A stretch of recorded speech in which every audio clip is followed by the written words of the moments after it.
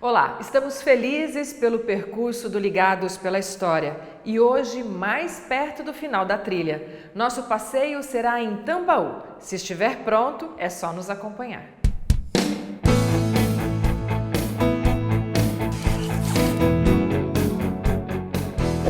Pouco mais de 23 mil habitantes, Tambaú fica a 94 quilômetros de Ribeirão Preto.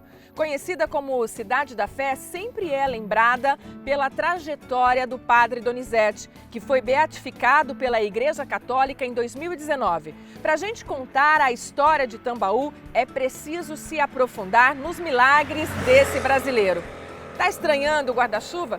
É que logo na saída estava dando alguns piguinhos, mas quando a gente olha ali, o céu tá bonito.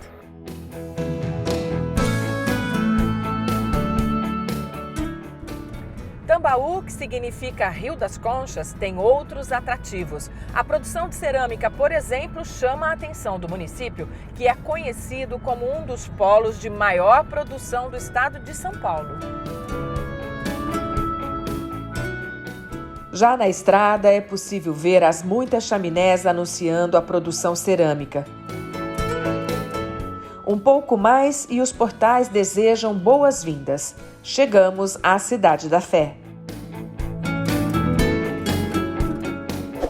Prefeito, qual a importância para o município de vocês estarem entre as 3 indicações para o turismo religioso? Tambaú é uma cidade diferenciada em razão do turismo religioso. Aqui, na década de 50, o padre Donizete ficou reconhecido internacionalmente em razão dos milagres atribuídos a ele. E isso fez com que 60 anos após a sua morte, Tambaú continuasse a receber turistas aqui no município. E dada a essa importância, tendo em vista que aproximadamente 200 mil pessoas passam pela cidade de Tambaú anualmente, Tambaú continua sendo reconhecida não só no estado de São Paulo, mas também em outros estados do Brasil e até mesmo temos registros de peregrinos que vêm do exterior em peregrinação para conhecer a história de Tambaú. Então, dada essa relevância histórica, cultural, social e também religiosa em torno do padre Donizete, Tambaú se tornou este polo de peregrinação importante. E, recentemente, nós fomos premiados pela Secretaria de Turismo dentro de um programa chamado Top Destinos Turísticos. Tambaú concorreu com Aparecida do Norte, a cidade de Presidente Epitácio e Tambaú nessa classificação que contou com a participação de mais de 30 cidades. E fomos selecionados e premiados pelo governo do estado de São Paulo e a Secretaria de Turismo do estado no quesito destino turístico. E é impossível a gente não perder o olhar nessas 2 obras, aqui na sua parede. Elas registram, a história do município? Registram a história do município. Tambaú é uma cidade também de artistas e nós tivemos aqui um artista renomado que inclusive pintou todo o interior da principal igreja matriz que tem no município, que é a Igreja de Santo Antônio, chamado seu Ernesto Ricciardi. E estas telas que estão atrás, elas retratam 2 momentos importantes da história do município. O primeiro é a agricultura, que a gente vê ali uma presença do café, da cana-de-açúcar, e de outras culturas que eram comuns à época da fundação do município. E depois, na década de 60, a gente já tem a segunda tela que retrata a indústria e a cerâmica, que é muito forte aqui no município de Tambaú. A cidade também é conhecida por esta matéria-prima que é extraída aqui, a argila, o barro, na confecção de telha, tijolo e manilha, que por muito tempo Tambaú, a base econômica da cidade, girou em torno da cerâmica. A prefeitura está instalada no prédio da antiga estação de trem da Mogiana. Foi ali que toda a história de Tambaú começou. Aqui em Tambaú também foi importante a chegada do trem. E no caso do município, há uma relação que conecta a importância do trem com o turismo religioso lá atrás, Com certeza. Nós estamos nesse local, que está completando 135 anos. Essa aqui é o ponto onde praticamente tudo começou. Na década de 50, entre 53 e 55, nesse local é onde os trens que chegavam aos finais de semana com horários extras, né, porque a gente recebia 100 mil pessoas por semana devido àqueles milagres atribuídos ao padre Donizete, né, hoje beato. Então aqui onde nós estamos nessa plataforma é onde chegavam os trens que as pessoas iam participar das celebrações. Esse é um prédio muito antigo, a nossa cidade praticamente começou aqui no seu entorno. E um outro fato que marcou esse local é que quando o padre Donizete chegou em Tambaú em 1926, ele percebeu que a imagem de Nossa Senhora não era entronizada, era uma imagem comum. E ele entrou em contato com o Santuário Nacional de Aparecida, que mandou uma imagem de Nossa Senhora para a cidade. E no dia que essa imagem chegou, já chovia em Tambaú há praticamente uma semana, né? E quando a imagem chegou, foi colocada no andor para sair sentido a igreja matriz. E nesse trajeto, quem estava na procissão não se molhou. Então aquilo marcou muito para as pessoas que participaram daquele dia. E é considerado como a primeira grande revelação do padre Donizete? Vamos falar, se vamos fazer, foi um sinal, né? Que aquela imagem não era uma imagem comum, que ela podia trazer muitas coisas para agregar na nossa história.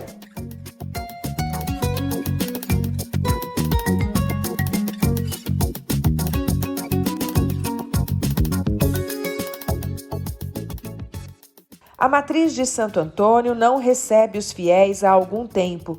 Um tremor de terras em 2014 abalou as estruturas arquitetônicas. Existe projeto de restauração, mas até lá as portas permanecem fechadas.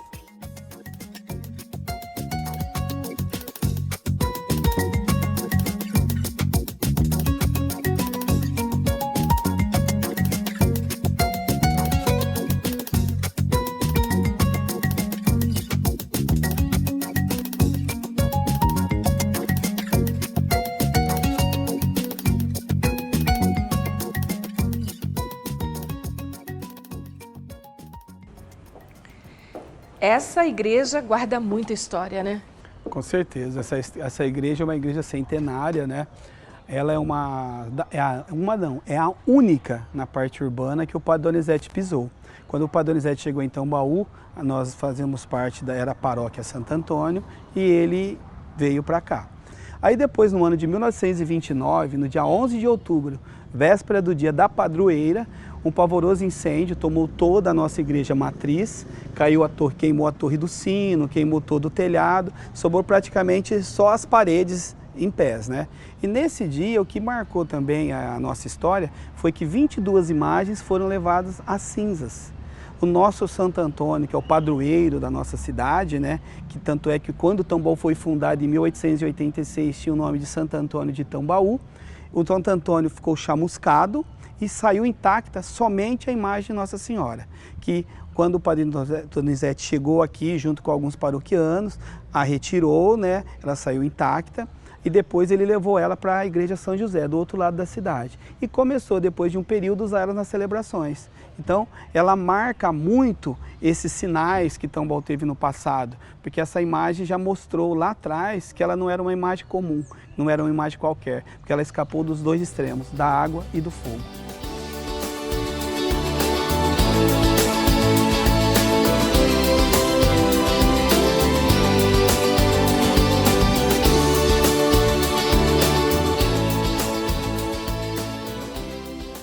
Olha só a sorte da equipe do Ligados pela História. Assim que a gente deixou, né, a matriz de Santo Antônio, nós encontramos sem agendamento com o senhor Walter, que tem 94 anos e foi batizado pelo padre Donizete. O senhor chegou a conviver um pouco com ele, né, senhor Walter? Ele sempre me chamava, ele gostava muito de mim. E ele, até no meu aniversário, quando veio o telefone, pumba, tocou, fui ver o lado do padre Donizete. Aí tocou, eu fui lá ver o que era e falou assim para mim, com aquele jeito forte dele, é seu aniversário hoje, não é? Falei, padre. Então, eu mandei matar, eu não sei que lembro o que é que foi, para você comer comigo aqui. E aí o senhor foi? Fui. E todo mundo fala que ele era muito sério, é isso mesmo? O padre? É. Nossa, ele era exigente. O senhor assistiu muitas missas do padre? Muito, eu vivia com ele. Ele me chamava muito porque eu sempre também gostava muito dele, né?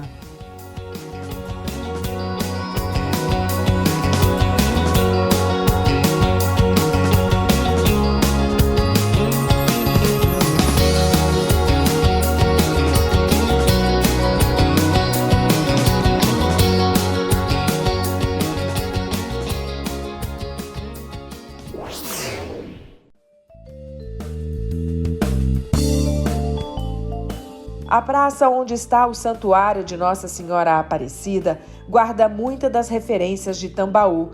De um lado, a Escola Estadual Alfredo Guedes, tombada como patrimônio de interesse histórico pelo governo do estado. Na fonte, os jarros que derramam água lembram a produção de cerâmica. O templo religioso protege os restos mortais do padre Donizete e exibe relíquias e pinturas que relembram os milagres do beato. Padre, as pinturas estão aceleradas? Sim, nós estamos fazendo esse processo de iconografia no santuário, porque em 2019 o padre Donizete se tornou beato, então nós estamos trabalhando o santuário, que é o coração da vida e da história do padre Donizete. Então começamos o ano passado já com a iconografia do Bom Pastor, que o Papa Francisco deu 2 títulos ao padre Donizete: apóstolo da acolhida, porque ele acolhia multidões de pessoas e também pessoas simples e humildes aqui em Tambaú. Então, o apóstolo da acolhida e um exemplo de bom pastor que cuida das ovelhas. Então, o painel Bom Pastor foi uma homenagem ao ano passado e, compondo o painel do Bom Pastor, o nicho que lembra Aparecida, o Santuário Nacional, com a imagem que o padre Donizete salvou do incêndio da matriz. E agora nós estamos fazendo outros 3 painéis. Já terminamos um, que é o Milagre da Chuva, que narra a chegada da imagem aqui em Tambaú em 1927. Estamos fazendo agora o painel Chuva de Rosas, que marca a última bênção do padre Donizete, que aconteceu no dia 30 de maio de 1955, quando cerca de 200.000 pessoas estiveram aqui para a última bênção e foi feita uma homenagem ao padre Donizete. Aviões sobrevoaram a cidade e lançaram pétalas de rosas. Então chama-se Chuva de Rosas esse painel, que nós vamos retratar esse dia.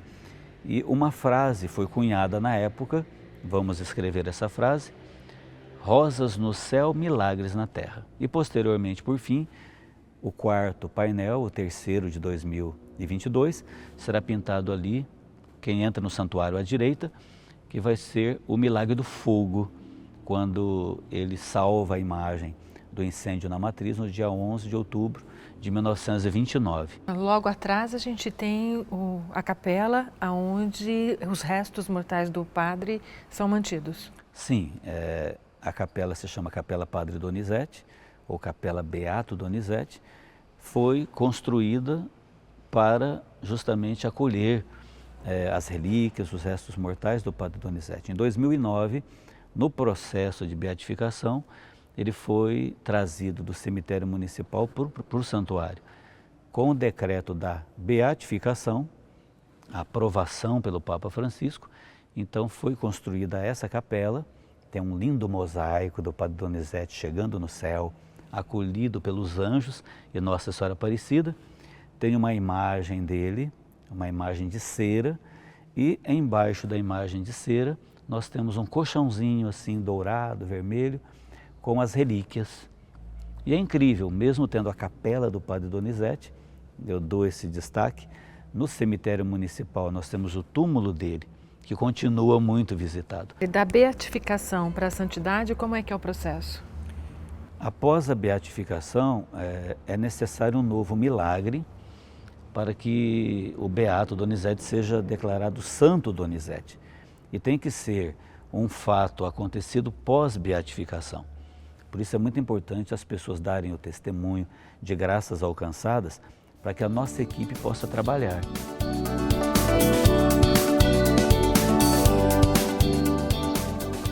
No mesmo quadrilátero tem a Casa do Padre Donizete, um museu que protege as memórias do religioso. É por aqui que as pessoas começam o passeio pela casa do padre? Aqui é onde a pessoa pode começar a fazer um tour, né? Aqui dentro dessa casa onde o padre Donizete viveu na década de 50 e 60. E o que a gente guarda nesse lugar? Aqui alguns instrumentos, né? Porque o padre Donizete, ele era músico. O seu pai, o seu Tristão, que era advogado, era músico. A sua mãe, a dona Francisquinha, que era professora, também era música. Ela era professora de música. E os seus irmãos, a maioria deles com nome de músicos famosos, Bellini, Rossini, Mozart, e o Donizete em homenagem ao músico italiano Gaetano Donizetti. E o passeio segue agora por esse cômodo da casa? Aqui era o quarto do padre Donizete, né? Onde aqui tem algumas roupas, né? As suas batinas, ele usava o preto no dia a dia, né? Que todo mundo, aquele respeito que tinha, né, quando cruzava com ele, falava bença seu vigário, que era uma coisa da época, que mostrava respeito. E ele usava o preto no dia a dia. E o padre Donizete, em 1945, em janeiro de 45, ele pediu um atestado de pobreza, né, na época, para o delegado da cidade, né, porque o padre Donizete, tudo que ele conseguia, as pessoas que às vezes queriam ajudar, ficava tudo para suas ações, né. Então ele tinha esse lado bem social com a comunidade. Aqui nós temos a cama, onde ele dormia, né, é uma cama com colchão bem duro, porque o padre Donizete ele fazia ato de penitência. Muitas vezes ele dormia no chão, a maior parte do tempo, e usava os seus livros de leitura como seu travesseiro. E o padre Donizete, ele quando chegou em Tambaú, ele tinha uma preocupação muito grande com os trabalhadores, né? Ele tinha uma preocupação porque quando ele chegou em Tambaú, ele veio de uma outra cidade, né? Que ele foi colocado, por exemplo, para fora, vamos se dizer, porque ele batia de frente com os coronéis da época, porque ele defendia os trabalhadores. Aqui uma foto dele na janela da casa, né, na janela da casa, onde ele começou a dar as bênçãos. Porque como a igreja de São José era muito pequena, ele não tinha mais espaço. Então, para ele poder dar a bênção para toda essa multidão, ele foi feito uma estrutura aqui na frente da janela, né, onde ele saía para poder dar a bênção para as pessoas. Aqui é uma foto aérea do dia 22 de maio de 55. Dia 30 de maio de 55 foi quando o padre deu a sua última bênção em vida. Depois ele se recolheu. Mas aqui é a capela isso aqui é a capela São José, aqui que foi tá demolida para a construção do santuário. Nós agora estamos aqui. Aqui é a Casa dos Milagres. Isso aqui é tudo gente esperando para o padre dar a bênção. Tem muitas músicas que contam, né, alguns dos milagres do padre, e aqui a gente está vendo Tunico e Tinoco. Tunico e Tinoco visitavam o padre de vez em quando, né? Tem várias duplas, né? Palmeira e Biá, tem várias duplas sertanejas, principalmente sertanejo raiz, né? Que prestam homenagem ao padre. E até hoje, várias duplas mais recentes, grupos mais jovens também, prestam essa homenagem. Então nessa foto aqui, a gente tem ele com os amigos Tunico e Tinoco. Nessa foto de baixo, a gente tem uma foto do João Birbetti, que era a coroinha do padre, né? Ele tinha um problema de fala, ele era gago. E um determinado dia ele foi curado com uma sopa de quiabo, aqui com o padre, um dia jantando com os coroinhas, o padre deu uma sopa de quiabo. Depois disso, né, o João acho que não parou de falar mais, tanto é que ele foi locutor na rádio Tambaú, né, aqui foi o primeiro lugar que ele trabalhou, que naquela época a rádio era da paróquia, e depois ele foi para São Paulo e seguiu essa carreira de jornalista em vários outros meios de comunicação de todo o Brasil, locais renomados.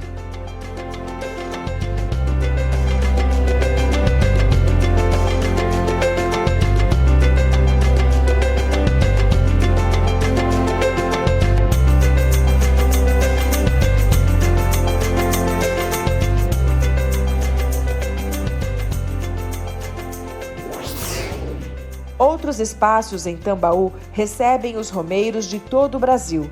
Alguns visitam a réplica da igreja de São José, construída por um devoto, grato pelas graças alcançadas.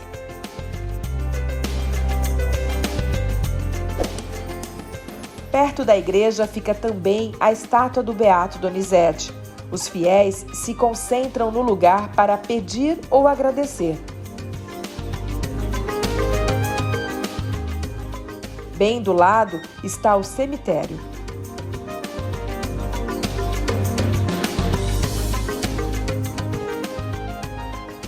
Um passeio por entre os túmulos e a história de Tambaú vai se revelando. Está enterrado ali o compositor Nelson Biasoli, autor de mais de 500 hinos, criador da canção que une os brasileiros, principalmente em momentos de disputa. Eu sou brasileiro, com muito orgulho, com muito amor.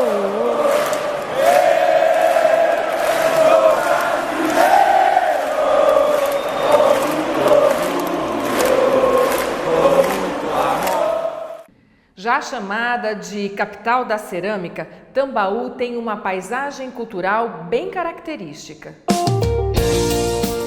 Do alto é possível ver as muitas chaminés que queimam o barro para fazer a cerâmica. Da antiga manilha na base das casas até as telhas, passando pelos tijolos e acessórios, a construção civil se abastece em Tambaú, mas não é só. A família do Anderson trabalha há 27 anos produzindo cerâmicas como essa. Mas há 4 anos, dialogando com as demandas do mercado, eles passaram a produzir vasos com esses tipos de alternativas artísticas, esse trabalho. Essa demanda está crescendo bastante, né, Anderson? Essa demanda é uma tendência que, posso dizer, há mais de 15 anos vem ganhando espaço no Brasil, que é um modelo que todo mundo apelida como vietnamita, né? É o Vietnã quem começou com essa técnica e ao longo do tempo os outros países foram se aprimorando através disso. A ABC Cerâmica surgiu fazendo o vaso cerâmico, o vaso tradicional, e nesses 4 anos a gente partiu para essa nova unidade para transformar a cerâmica no vaso esmaltado, que é o estilo vietnamita que hoje o mercado apelidou, né? Quando a gente vai para o mercado comprar um vaso como esse, o preço de um vaso como esse e um desse é muito diferente. E aonde que você agrega valor artístico entre um e outro? O que eu posso dizer para você para explicar um pouco melhor com relação a esse custo? A cerâmica é um trabalho mais simples, né? A gente fabrica, pega a argila, transforma o vaso, queima e a etapa para por aí, o processo para por aí. Quando a gente parte para esmaltação, a gente tem todo esse trabalho de transformar o vaso em cerâmica e daqui a gente passa para um outro processo, para um segundo processo, que é separar as peças, classificar as peças, aplicar o esmalte e voltar em uma outra temperatura de queima, que aí a gente queima no gás. A cerâmica a gente funde ele na lenha, no forno abóbora a lenha.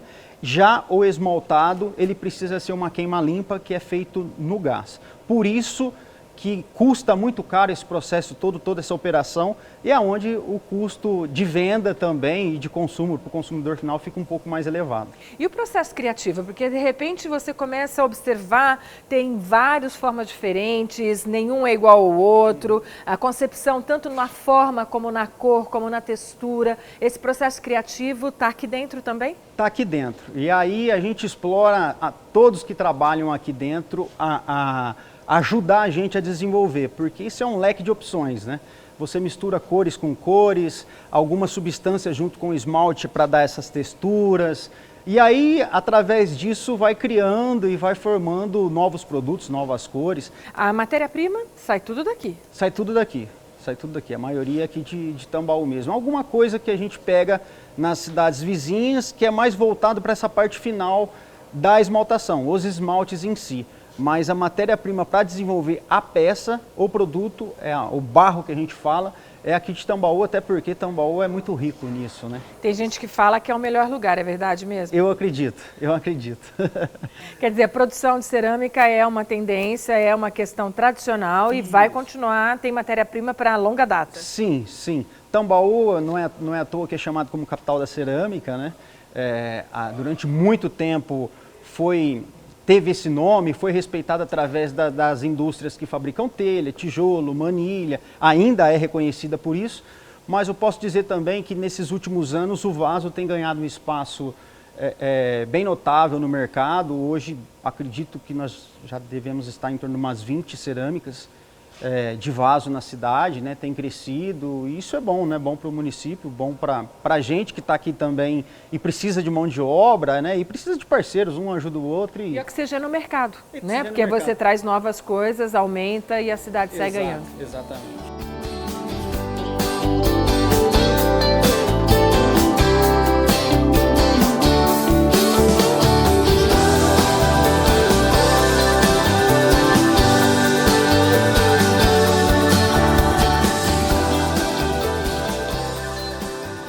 Márcio, começar a produzir a cerâmica é uma alternativa sempre muito viável para quem mora em Tambaú, né? Sim, sim. Depois que eu aposentei, né, então eu queria fazer alguma coisa. E todas as vezes que eu viajava, eu carregava uma caneca, pegava uma caneca, né? Aí eu comecei, falei, vamos começar a fazer uma canequinha que eu gosto tanto, né? Aí fiz a caneca, o pessoal falou assim, por que você não tira o cabo da caneca e faz o vaso? Aí comecei a fazer. E a circulação é positiva? Positiva, positiva. Fim de ano foi uma maravilha, né? Porque é um pouquinho diferente, né, do comum, né? Então, o pessoal atrai bastante, a região vem bastante procurar, sabe? E aí você concentra a sua venda aqui mesmo no município. Aqui no município. Aproveita os romeiros, os visitantes, os turistas E nós estamos mais no boca a boca, né? Por enquanto, ainda no boca a boca. Bem, a produção cerâmica é uma rentabilidade para o município e também pode ser para as pessoas. Sim, sim, sim. É um complemento, né? Tá? E vamos dizer assim, eu comecei também a fazer a medalhinha do Padre Donizete, porque eu já faço o Caminho da Fé há mais de 20 anos. Então começamos a fazer o Caminho da Fé como começar Caminho da Mula, você entendeu? Aí eu já fui de jipe, de bike e fui a pé agora, no mês passado. Aí eu fiz umas medalhinhas do Padre Donizete, né? Que é do Padre Donizete de Tambaú, feito com a terra de Tambaú. E qual é o segredo da cerâmica? Olha, é uma paz muito grande, né? Então, trabalhei 40 anos com o pessoal, RH, então eu queria um pouquinho de paz, né? Então, eu achei aqui. Nossa, é muito bom, muito gostoso. Passa a hora que nem vejo. Aí eu e minha esposa, né? Eu faço uma parte, ela faz a arte. Muito bom.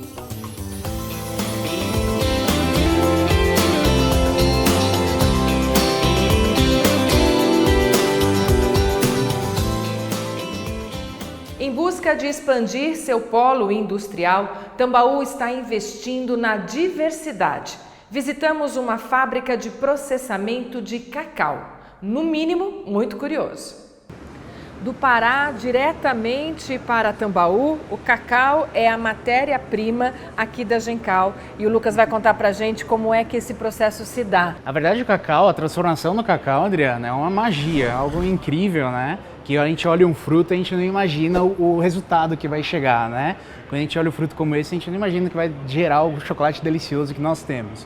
Então, o cacau, durante o seu processo de transformação, existem vários processos. E um dos processos se inicia no Pará, né, onde nós temos uma fábrica na cidade de Medicilândia, na Transamazônica. Então nós temos uma fábrica lá onde nós compramos cacau diretamente dos produtores familiares dessa região e iniciamos o processo lá. O que nós compramos, o que nós trabalhamos é a amêndoa fermentada e seca. Aqui a gente tem o fruto. Dentro das fazendas de cacau acontece o processo de colheita do cacau, abertura desse fruto, e depois o processo de fermentação e secagem, tá? Eu vou abrir esse fruto para vocês conhecerem um pouquinho. Aqui, ó. Então, o fruto do cacau... Eu confesso que eu nunca abri um cacau, nunca vi, então estou muito curiosa. Ele é dessa forma. O cacau, ele é assim. Mistura de fruta do conde, sim, com lixia. Exatamente. E no sabor, se você... Pode experimentar. E o aroma é bem diferente, ele aberto dele fechado. Sim, totalmente. A gente tem um pouco de aroma floral, um pouco de aroma de flor. Sim, você pode tirar toda essa polpa que está em volta, não morde a semente, que você vai ter um amargor bem intenso. É bem bom. Só já a fruta? É bem boa. Eu adoro, sou apaixonado, né? Não posso... Sou meio suspeito em falar. E aí? Dessa semente que nós temos... Você tem a polpa ela é muito importante durante o processo de fermentação por causa dos seus açúcares. E dessa semente, depois de acontecer a fermentação, a secagem dentro da fazenda, ela vai ser a matéria-prima do cacau, do chocolate, dos nossos ingredientes. Então, lá na fábrica de Medicilândia, no Pará, nós compramos dos agricultores familiares essa amêndoa fermentada e seca, que seria este ingrediente aqui, ó. Assim que chega aqui? Chega em Medicilândia, no Pará. Daqui para cá é um processo de fermentação e secagem. Não é de torrar? Ainda não. Ainda não transferiu o aroma? Ainda não. Você sente um pouquinho do aroma de cacau, de chocolate, mas ainda não está finalizado. E daqui? Após essa amêndoa chegar na nossa fábrica, aí sim a gente faz a torrefação e o descascamento. A gente chega no primeiro ingrediente, que nós temos aqui na nossa planta, que é o nibs de cacau. Então ele chega aqui para nós, em Tambaú, e nós fazemos a recepção dele, obviamente, e o primeiro processo é a moagem desse nibs. A partir da moagem dele, a gente obtém o nosso, hoje, principal ingrediente, que é o licor de cacau, ou massa de cacau. Então isso aqui é a essência do chocolate? Exato, isso aqui, a gente tem ó, o licor junto com o pó e a manteiga, nós temos, e o nibs também, né, a gente pode considerar também, que é um outro ingrediente. Nós temos aqui todas as derivações, todos os produtos que são originários do fruto de cacau. E a partir daqui nós vendemos para os nossos clientes, que são geralmente os chocolateiros do Brasil. E do mundo, na verdade. Eu que não entendia nada de chocolate, estou começando a me familiarizar com o tema e estou curtindo saber tudo isso. E esse processo todo a gente consegue ver andando na fábrica? Consegue sim. Se só eu experimentar a fruta do cacau, o restante da equipe do Ligados para a História faz o maior bicão na viagem de volta. Então a gente dá aquele intervalinho para todo mundo também poder provar, tá? Por favor.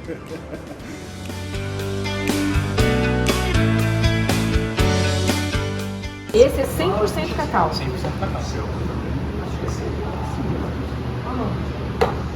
Zero açúcar, né? Zero açúcar, não tem nada. E aqui é um chocolate feito deste próprio produto. Agora o aroma já está incorporado. Sim. A grande apaixonada por chocolate da nossa equipe é a Mariana. Eu quero pelo amor desse pedaço. Leva um pedação, né? Mas é gostoso.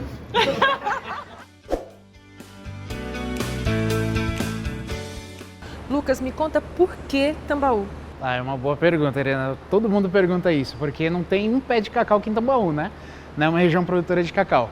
Mas o porquê de Tambaú? Porque um dos fundadores da Gencal, o Adriano Pedroso, ele é nascido e criado aqui em Tambaú. E ele tinha uma empresa bastante grande aqui, produtora de máquinas, para chocolate, a terceira maior do mundo, inclusive, e era daqui de Tambaú. E ele acabou resolvendo entrar nesse ramo também de fornecimento de ingredientes para as indústrias de chocolate. E acabou escolhendo Tambaú por ser sua cidade berço, né, sua cidade natal, e também por ser uma empresa muito interessante a nível de estratégico para a logística. Nós aqui estamos muito mais próximos dos nossos clientes, né? Tambaú é uma região que está muito próximo de boas rodovias, de um bom acesso. Então a parte logística para os nossos clientes fica muito facilitada. E vocês estão exportando também? Sim. Além de atender mercado interno, mercado brasileiro, né, os grandes produtores de chocolate, nós já atendemos. E o que é muito gratificante para a gente também, que não só os grandes, mas os pequenos também, pequenos chocolateiros, nós conseguimos atender. Atendemos, é uma empresa muito democrática, a Gencal. Então nós já exportamos para a Argentina e agora no mês de abril a gente vai fazer a nossa primeira exportação para a Europa. Vai ser para a França, a gente está fazendo a nossa primeira exportação, mas já temos chocolateiros aí de Japão, Reino Unido, Portugal, experimentando os nossos ingredientes e já quase faltando detalhes para fechar o negócio conosco. Quer dizer que é de Tambaú para o mundo. É de Tambaú para o mundo.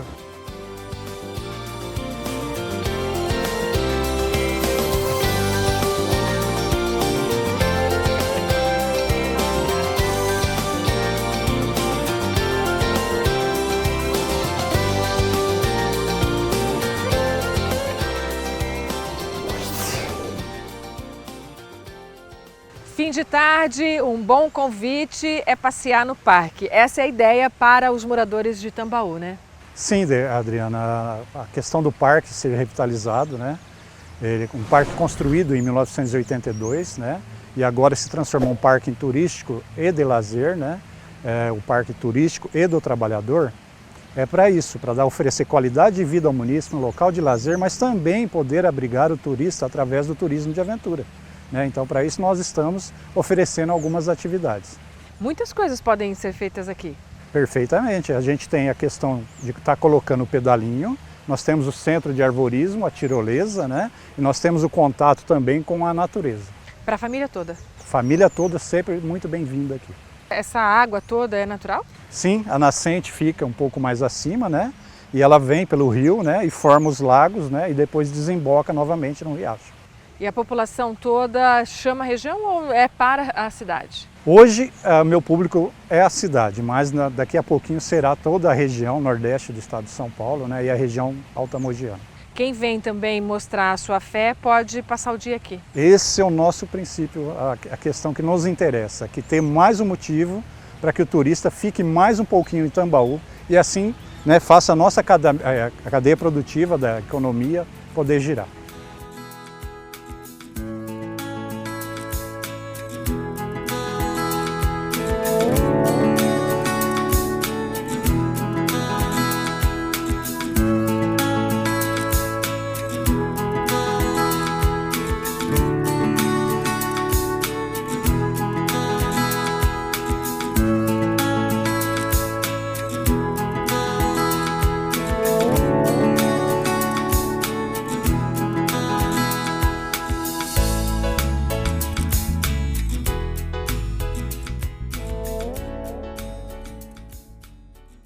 Só faltam 2 cidades para terminarmos o nosso circuito. A gente te espera e até o próximo episódio.